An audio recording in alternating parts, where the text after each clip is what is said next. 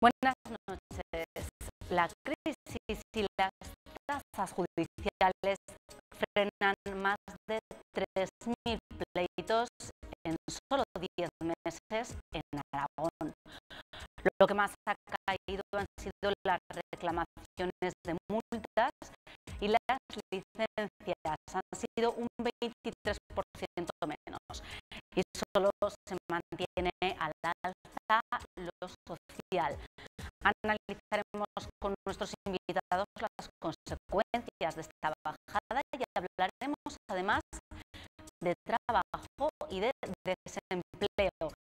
El gobierno, en concreto el ministro Montoro, ha adelantado que se creará empleo ya a comienzos de 2014. Para hablar de estas cuestiones nos acompañan esta noche en esta mesa de redacción Pepe Guillén, secretario general de ADEA. Buenas noches. Hola, buenas noches. Patricia Luquín, portavoz de Izquierda Unida en las Cortes. Buenas noches. Muy buenas noches. Y Rosa Santos, senadora del PAR. Rosa, buenas noches, bienvenida. Buenas noches. Vamos a comenzar hablando de ese primer tema que presentábamos, las tasas judiciales y la crisis han ocasionado que desciendan los pleitos judiciales en Aragón. Los que más han descendido, decíamos, son las reclamaciones por multas y también las licencias. Y lo que se mantiene, lo que se ha mantenido igual son los pleitos relacionados con conflictos laborales. En primer lugar, Pepe, ¿cómo valoras este descenso de tasas en 10 meses, desde que se puso en marcha esta subida? A ver, vamos a ver, pues en estos meses, desde que se promulgó la ley de la subida de tasas, tanto la propia ley como la crisis, yo creo que ha ocasionado un descenso en los pleitos que, bueno, visto así, diría, pues que bien, no han descendido los pleitos, pero claro, yo diría que a costa de qué han descendido los pleitos. Yo diría que cuando el sector judicial, prácticamente el sector judicial en su totalidad está en contra de las tasas y los usuarios, pues también parece ser que están en contra, al menos la parte más significativa, pues algo pasa ahí que habría que cambiar, Y yo, en mi opinión, yo creo que es algo que de alguna manera estaría vulnerando el derecho a la justicia que tenemos todos, porque yo pienso que la justicia es un derecho y como tal derecho tiene que estar en posibilidad de que cualquiera de los españoles puedan utilizarlo. Entonces, si el precio que hay que pagar por poner una demanda limita las posibilidades de hacerlo, pues entiendo que no hay justicia en ello y algo está funcionando mal ahí. Y efectivamente, tal como tú decías, han descendido unas cosas y han aumentado otras, porque a nivel nacional lo que más ha descendido han sido los juicios cambiarios, que os recordaré que son los juicios por impagos de no sé, cheques impagados, han descendido en un 37% y en el otro extremo estaría un incremento de un 9 y pico por ciento las demandas de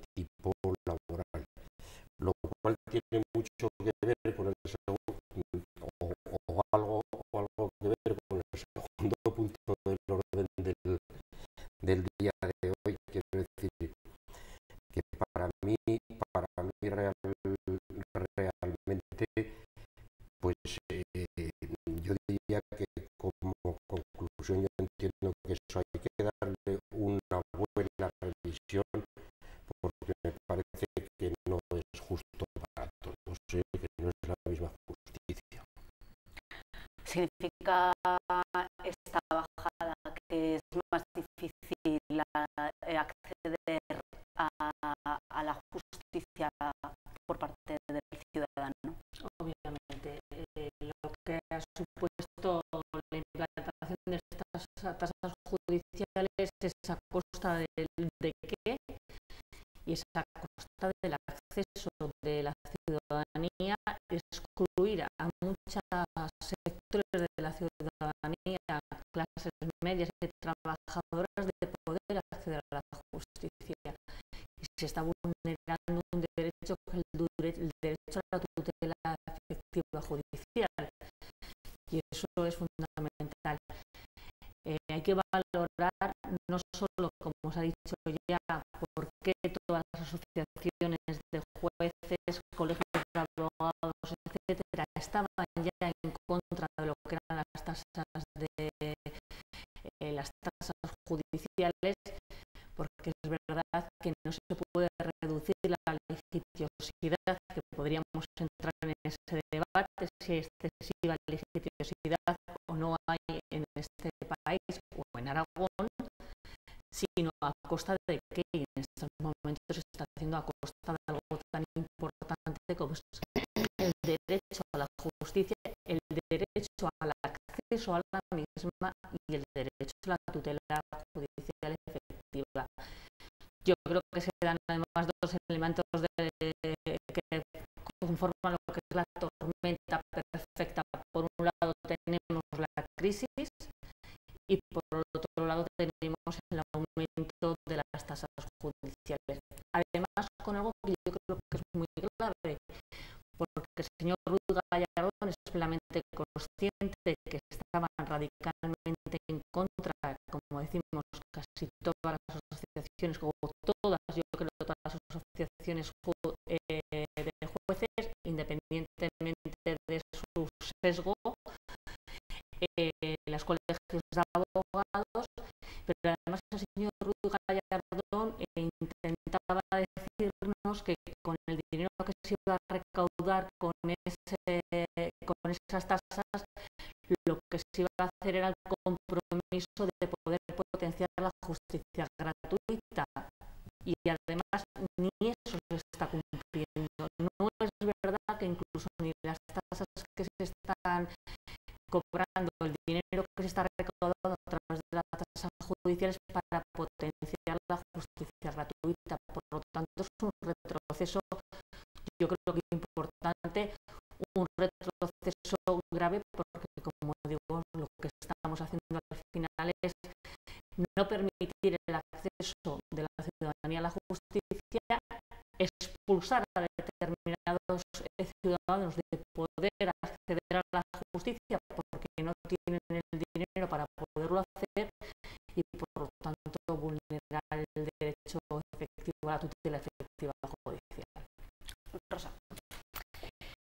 Bueno, pues yo creo que podríamos todos entender que en un contexto económico adverso se intentará evitar la gratuidad de los procesos judiciales, pero no a costa de la tutela judicial efectiva, o sea, no a costa de cercenar el derecho del ciudadano a acceder a la justicia y a la tutela judicial efectiva. Yo, desde luego, no compartiré ninguna reforma que vulnere la igualdad de oportunidades en el acceso a la ley, en el acceso a la justicia. Dicho esto, que yo creo que ya lo hemos debatido en otras ocasiones en esta mesa, yo quiero poner también sobre la mesa dos reflexiones que van más allá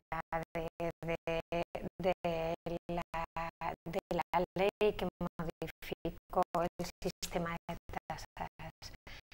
Yo creo que la justicia, me parece que ya hemos tenido oportunidad también de comentarlo en alguna ocasión, es una administración que requiere una reforma en profundidad y probablemente es la olvidada de todas las administraciones. Yo la he vivido desde dentro,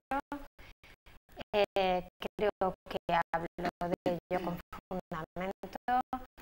Las propias tecnologías han revolucionado el mundo y sin embargo esto no se ha llevado al ámbito de la justicia. Seguramente faltan magistrados, faltan secretarios, hay que modificar el sistema de personal de la justicia y requiere la modernización que han tenido otras administraciones pero que nunca ha llegado a la justicia. Hacienda tuvo una reforma en profundidad que la modernizó, la tuvo la Seguridad Social, la Tesorería, no la ha tenido la justicia. Y esa es una reforma aplazada que yo creo que está causando un grave daño al ciudadano porque la demora en las sentencias, estos juicios que se dilatan y que decimos siempre los ciudadanos, la justicia no es justicia si las sentencias llegan tarde. Bueno, pues esto no es imputable a los jueces, es imputable al sistema. Requiere una reforma, a mi entender, profundísima que no se ha hecho. Y dejo sobre la mesa otra reflexión. A mí me llama mucho la atención en un momento en el que se está trabajando en la reforma de las administraciones públicas, no solo de la administración local, sino de todas las administraciones. Hay una batería de normas encaminadas a esto, encaminadas a la optimización de recursos.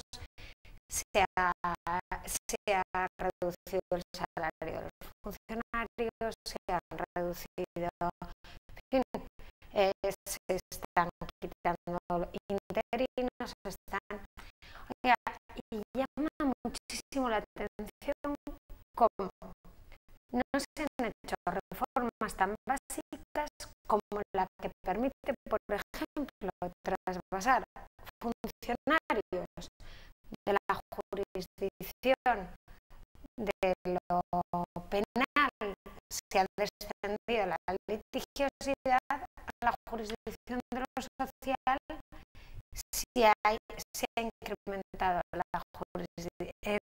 se han incrementado el número de pleitos en lo social. Bueno, pues es algo tan básico que seguramente desconoce el ciudadano, no se ha hecho. Entonces, es como si en España tuviéramos siempre la costumbre de hacer las cosas por el tejado. Oiga, vamos a ver, necesitamos una reforma de la función pública. Vale, de acuerdo. Antes de amortizar plazas, antes de bajar salarios, racionalicemos la estructura de la administración y eliminemos aquellos trámites eso, aquella burocracia interna que impide hacer cosas del calado que estoy comentando. Urge esta reforma Sí, no, que comentaba.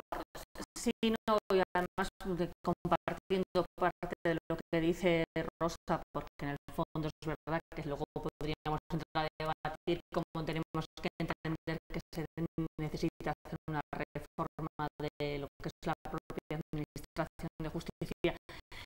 Es verdad que, claro, cuando hablamos de la tutela efectiva del judicial, ¿qué quiere decir eso? Es que tienes una justicia que sea accesible, pero una justicia que sea rápida, porque si no deja de tener ese carácter. Y eso es verdad que la ciudadanía tiene esa sensación que entras en un juicio, no sabes lo que se dilata, no sabes la sentencia cuándo va a llegar, y cuando tienes una respuesta, una jurídica o una sentencia, pues posiblemente igual ha pasado tiempo, muchísimo tiempo, y por lo tanto no tiene ese carácter, además de poder resarcir.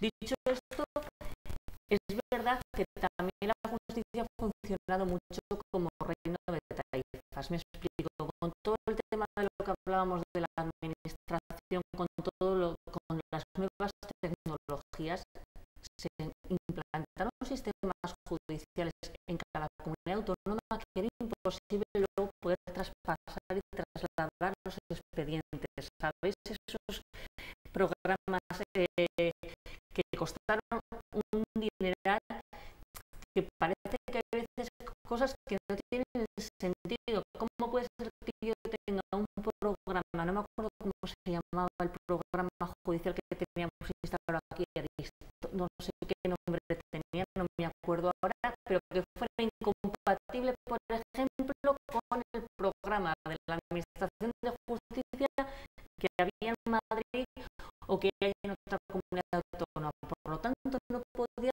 ni cruzar expedientes ni cosas que lo que necesitan ya no es una cuestión ideológica, sino una cuestión de racionalidad en el sentido común. Y yo creo que está funcionando mucho con el tema de la justicia. Por un lado, que es una maquinaria difícil de mover, porque es grande, porque es verdad que siempre sigue siendo la y esta, pero es verdad que luego además se ha funcionado, tengo la sensación, como excesivamente poco libre.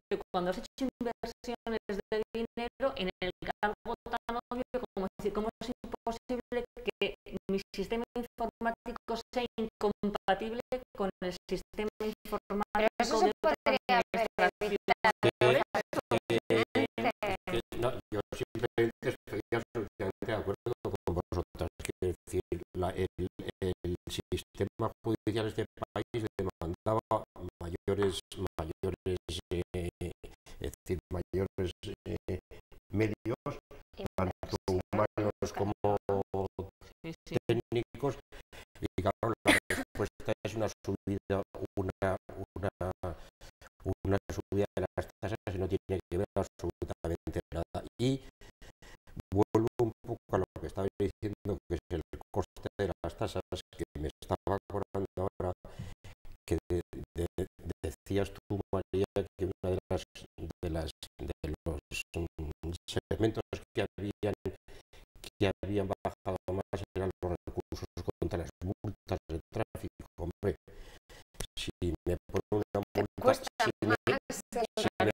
una multa de tráfico de 100 o 150 euros y el recurso me cuesta 300, pues evidentemente no es que desciendan, es que se quedarán a cero. Eso es evidente. Lo único que esperemos que no les sirva al gobierno central para decir que gracias a las tasas ha reducido la litigiosidad y se les Pues- olvide explicar a costa de qué, porque Pues a lo posiblemente que mejor, escuchemos alguno que diga que mire pues que a lo bien, que han mejor también. reducido mucho Y, los litigios, claro.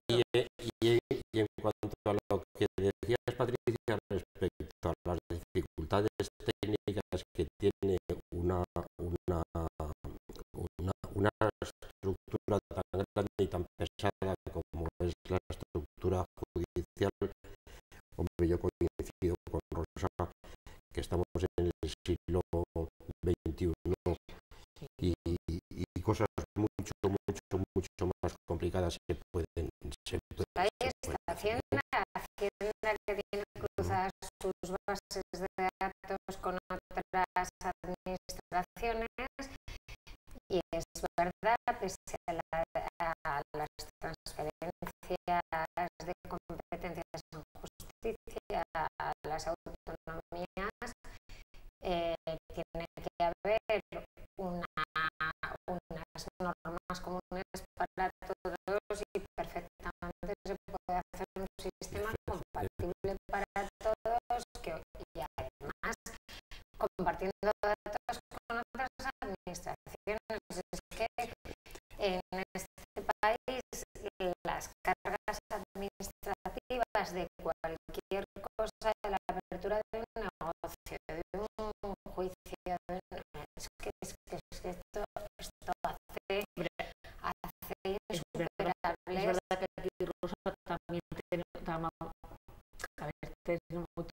tocamos un tema que es muy especial y muy específico, que estamos hablando de garantías de derechos, de libertad. Pero también en Hacienda, Patricia. Pero en este caso yo creo que también creo que hay que ser especialmente mismo nivel de protección de datos. No, de protección de datos Es seguro. más, mira, estoy recordando, Pepe, unas jornadas de ADEA muy acertadas, por cierto, donde compareció Ángel Dolado Sí, fue Dolado, sí, ¿recuerdas? hace Y explicaban cómo incluso en la misma comunidad autónoma, en cada jurisdicción hay que volver a meter los datos del administrado. Oiga, pero esto, ¿dónde se ha visto? En Hacienda hace tantísimos años, creo que fue en la época de Rato, que se hizo una inversión brutal, y se modificó todo el sistema. Porque ahora no tiene sentido tener a funcionarios replicando datos 20 veces. Es que es una ineficiencia. Yo pregunto, Rosa, ¿cuánto dinero cuesta eso? Pues yo no lo sé, Pepe. ¿Qué hace falta para que Pero se hace pueda falta. implementar esa reforma? Pues hace falta Primero, voluntad Visión política para política, lo hacerla. primero. Luego, saber cómo, qué prioridades, si es una prioridad de un gobierno, no es una prioridad del gobierno, el poder hacer la reforma de la justicia. Lo que no se puede es matar, perdonadme, moscas a cañonazos. Y esto de las tasas judiciales, pensar que va a resolver el problema de la justicia en este país es absolutamente, aparte de ingenuo, es el intentar pues lanzar balones fuera. Es verdad que se necesita una reforma de la administración de la justicia, es verdad que es complicada, es verdad que va a suponer No sea dinero.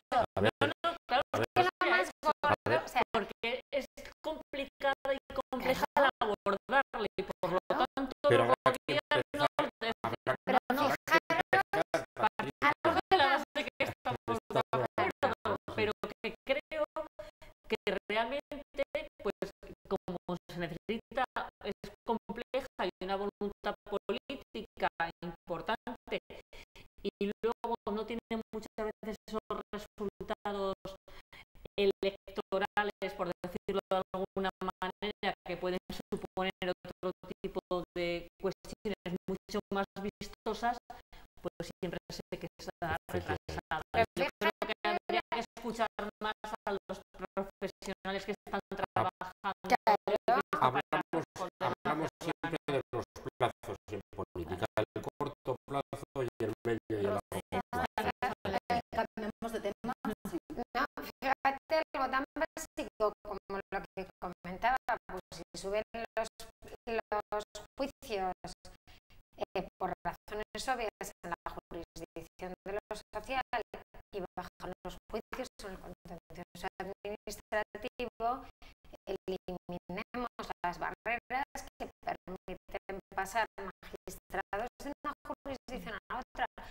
Pues eso no se ha hecho. Y sin embargo, lo decías muy bien, matamos moscas a cañonazos sin hacerlo esencial. Lo que verdaderamente representaría una optimización de recursos. Y desde luego, la inversión a la que yo me refería, yo la considero absolutamente necesaria. El colapso de la justicia no está en la forma de trabajo de los magistrados, está precisamente en esa falta de inversión que está permanentemente aplazada. Bueno, vamos a cambiar de tema, vamos a dejar el tema judicial y hablamos ahora de otro asunto, de previsiones económicas y de creación de empleo. El ministro Montoro ha sido optimista esta semana en este asunto, ha adelantado incluso la fecha para la que él cree que va a comenzar en España a crearse empleo. Dice que a principios de 2014 será ya un momento en el que se creará, algo que contradice también las previsiones de otro ministro de Guindos. La semana pasada decía que sería ya a mitad con el segundo trimestre del año del 2014. Hay opiniones encontradas, previsiones diferentes. ¿Cómo valoráis esta falta de acuerdo en este punto? No sabemos todavía, vamos, no está claro cuándo se va a crear el empleo. Pepe, es lo que podemos sacar en claro aquí. Por supuesto, no está claro, no está nada. Pero esta diferencia de opiniones, por decirlo así, es algo a lo que estamos acostumbrados ya. Es decir, no pasa solo con esto, está pasando con bastantes cosas, por desgracia, ¿no? Entonces, bueno, el ministro Montoro, yo replico tus palabras un poco, nos dice que en el primer trimestre de este año creceremos el empleo. Esta ya es la cuarta o la quinta o la sexta fecha en la que vamos a empezar a crecer el empleo. Y evidentemente, como tú bien dices, contradice lo que el ministro de Guindos dijo en el presentar los presupuestos generales del Estado, que decía que creceríamos en el segundo semestre del año. Ahí tengo que decir que un estudio de los servicios estudios del Banco de la Vizcaya, también parte interesada, coincide con el ministro Montoro en que es posible crecer empleo en el segundo semestre del año. Pero yo en esta tertulia, yo creo que lo he dicho varias varias veces ya y voy a insistir en ello. Es decir, de hecho, las previsiones apuntan a que es posible que en este último trimestre del año crezcamos un 0,3, el PIB, que está muy bien. Habíamos crecido un 0,1 en el tercero, pasamos a un 0,3 y que durante todo el año 2014 podríamos llegar al 0,8, 0,9. En este país está demostrado estadísticamente que no se crece el empleo cuando el PIB está por debajo de un crecimiento del 2%. No, pero en la situación económica Bien, actual no. bien, Un poquito bien, por debajo. Sí, es que iba a decir, entonces la situación económica actual a lo mejor nos permitiría pensar entre el 1,5 y el 2, lo cual Rosa viene a demostrar que eso no es casualidad, eso es porque los niveles salariales han bajado a unos Es que eso es innegable. pero en cualquier caso, vamos a ver, en cualquier caso,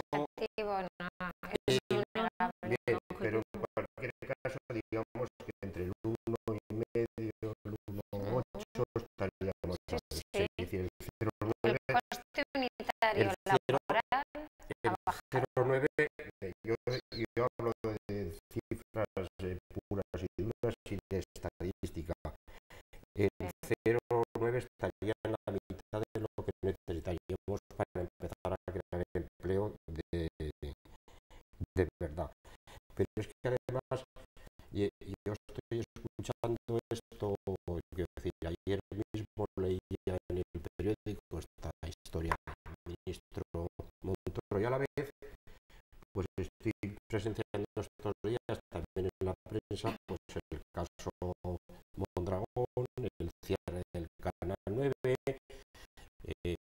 quiero decir, los conflictos que tenemos aquí mismo en nuestra ciudad con el tema del transporte, y no nos engañemos, la creación de empleo es digamos, iba a decir binomio, no es una tercera pata, que decir, nosotros tenemos que activar el consumo interno y activar el consumo interno, no crearemos empleo porque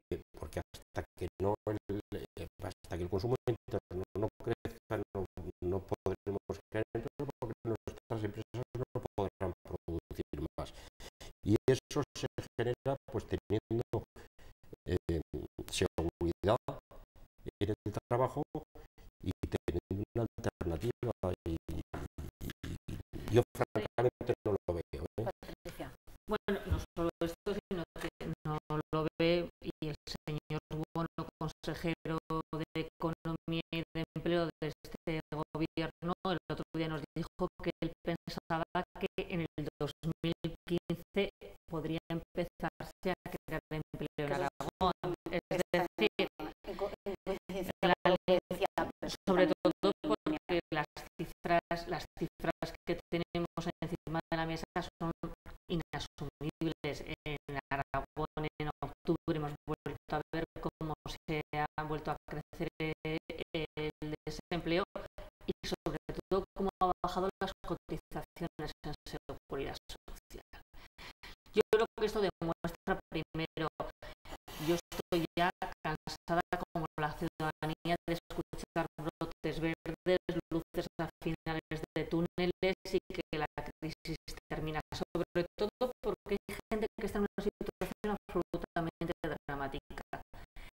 Y creo que se ha quedado demostrado que con las políticas de ajuste puro y duro es imposible salir de la crisis, pero es imposible crear empleo. El famoso plan impulso del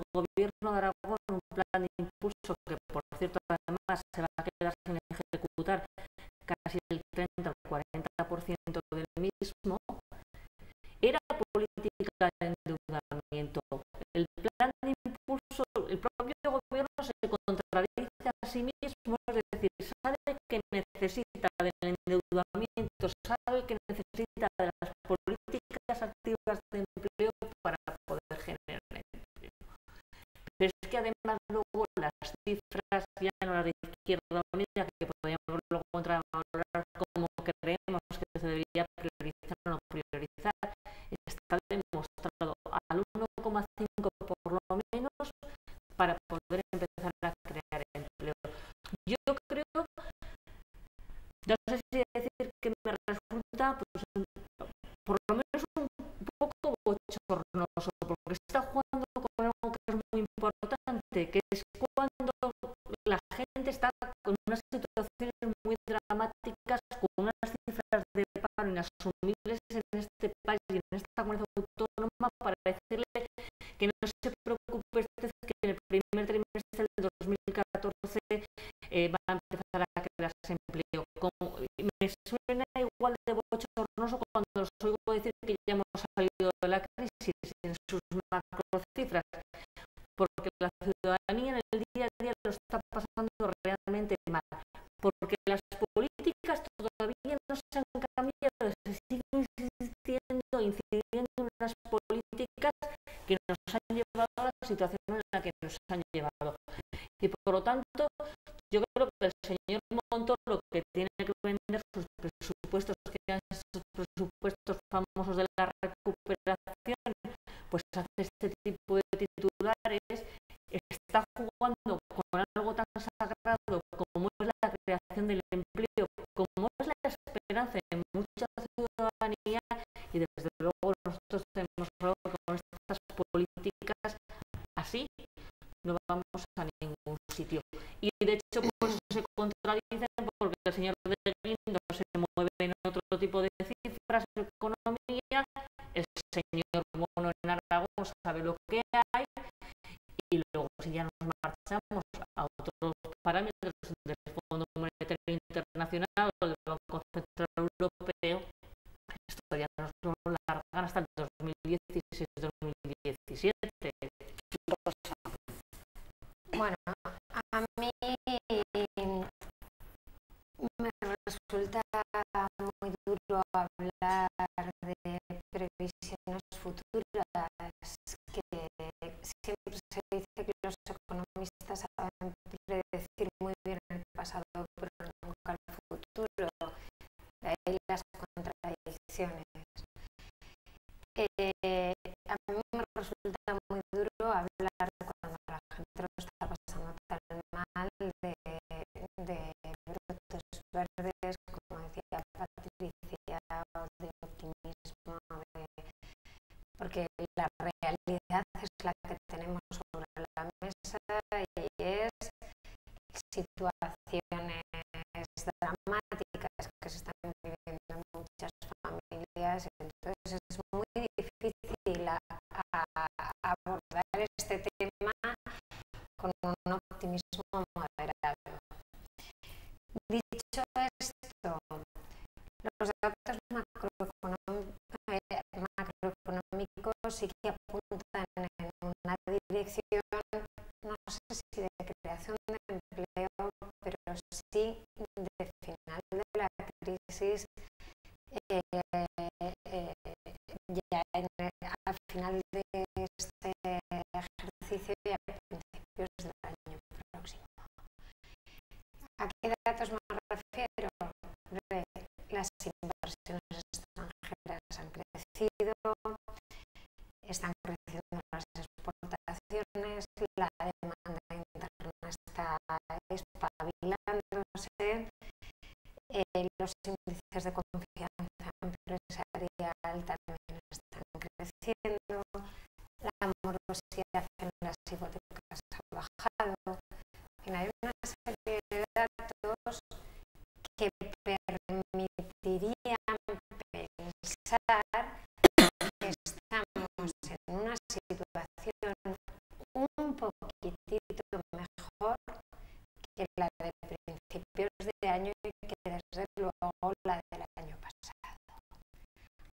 así, insisto, todo esto obliga a extremar la prudencia porque tenemos muchos más de 5 millones de parados en función de los datos de la EPA y del INE, que siempre, bueno, el antiguo del Servicio Público de Empleo, que siempre varían. Entonces me resulta muy duro hablar de esto. Y quiero apuntar todavía una cuestión más.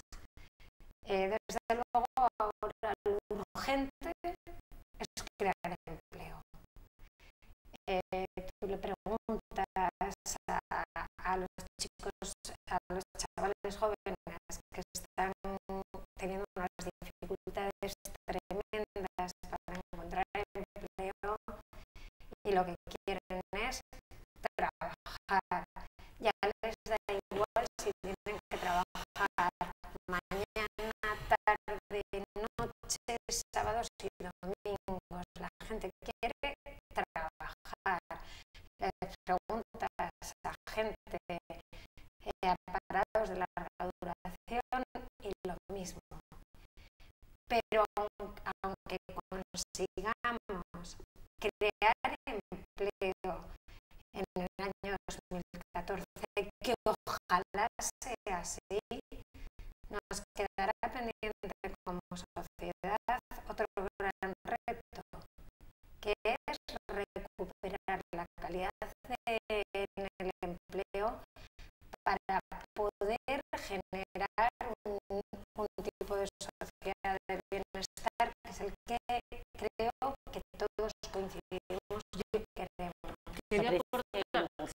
Quería aportar porque, claro, es decir, no es esto de el señor Montero, vamos a salir de la crisis, sobre todo a qué costes estamos saliendo, si se va a salir, cómo se va a salir, y luego no se nos olvide que en este país hemos sufrido una reforma laboral brutal, con la excusa que iba a generar empleo, porque claro, de aquellos polvos estos lodos o de esos lodos estos polvos. Es decir, una reforma laboral que ha significado quitar muchísimos derechos a los trabajadores, una precarización del empleo que es una realidad, el despido prácticamente libre con la excusa Yo no que voy se a utilizaba con ella. con la excusa que se utilizaba. Este es un tema que No, pero para con la mucho. excusa que decir que el principal objetivo se suponía que era la creación de empleo. Ya no entramos ni a hablar qué tipo de creación de empleo. No solo hemos conseguido deteriorar las relaciones laborales, deteriorar la calidad del empleo, deteriorar los salarios, sino que además vemos cómo se está incrementando el empleo. Que en estos momentos, menos de 30 años, no puedan acceder a un empleo es una cosa absolutamente brutal, uno de los grandes dramas. Una idea rápida. La idea rápida es muy sencilla. Aquí estamos debatiendo un poco las noticias sobre la posibilidad de crear o no crear empleo el año que viene. No quiero entrar en otras derivas porque sí podríamos entrar en otras derivas, pero no sé, y yo vuelvo, Es imposible no poder ir. sí, pero bueno, yo vuelvo a insistir que probablemente las reformas que hemos,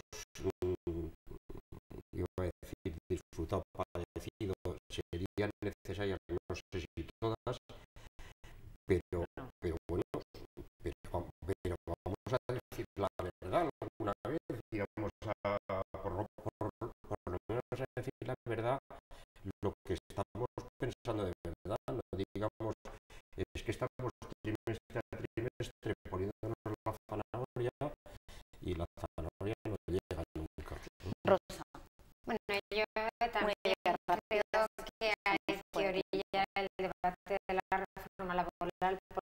es largo, yo tengo un ¿Cómo no vais a poder vincular la reforma laboral con una realidad? También cuando fue el objetivo que se marcó, yo creo que el objetivo prioritario No nos queda tiempo, una idea el objetivo prioritario es crear empleo. Creo que la reforma laboral ha contribuido a flexibilizar el mercado laboral en lo interno y que la destrucción de empleo hubiera sido mayor.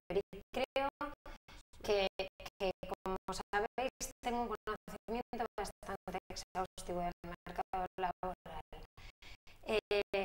Dicho lo cual, es verdad que se han producido unos efectos que con el tiempo habrá que intentar mejorar. En todo caso, yo creo que hay que dar una esperanza a los ciudadanos y lo que no se puede negar son datos objetivos. Y los datos objetivos, los macroeconómicos, están ahí, como está la dramática situación de desempleo que están